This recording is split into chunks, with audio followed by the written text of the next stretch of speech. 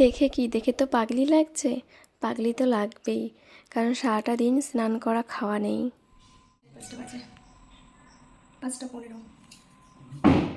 5টা 15 অবধি আমি এখনও সমানে কাজ করে যাচ্ছি, কারণ ঘরটা পরিষ্কার করতে হতো। পরিষ্কার না করলে আমরা এখানে থাকতে পারবো না। তো আমাদের অতিরিক্ত টাকা পয়সা নেই যে লোক দিয়ে পরিষ্কার করাবো। যতখানি পেরেছি নিজেরাই করার চেষ্টা করি। তো দেখো, সব ঘরের জিনিসগুলো বাইরে বের করে ওই অবস্থা হয়েছে। দেখো বাইরে কত নোংরা হয়ে রয়েছে। শুধু ঘরটা পরিষ্কার করলে তো হবে না, বাইরেটাও পরিষ্কার করতে হবে। তো যাই হোক, রাত্রেবেলাতে আবার এই সিলিংয়ের কাজগুলো করতে এসছে। সিলিংয়ের কিছু কাজ বাকি ছিল, সেগুলো কমপ্লিট করার পর টিভিটা লাগাচ্ছে। তো আমাদের ঘরেই ফার্স্ট টিভি লাগানো হয়েছে। আগেও লাগানো হয়েছিল, তবে আমাদের টিভি লাগানোটা পুরো ফালতুই, ঘরের একটা শো বলতে পারো। কারণ টিভি আমাদের সেভাবে কারো দেখা হয় না, ফোনটাই দেখা হয়।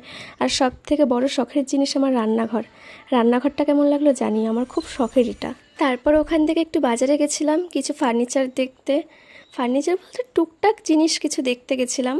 তো দেখো, ওগুলো দেখা কমপ্লিট হয়ে গেছে, দেখে বাড়ি চলে এসেছি। তো তারপরে ঘরটা একটু ফ্রেশ লাগছে, ঘরটা তোমাদের একবার ঘুরে দেখাই। দেখো, আমার তো খুব পছন্দের, হয়তো খুব হাইফাই কিছু না, কিন্তু এটাই আমার কাছে রাজপ্রাসাদ যাকে বলে। তো প্লিজ কমেন্ট করে জানিও কেমন লাগলো। এটা একবারে করা সম্ভব হয়নি, কয়েক বছরের ফলে।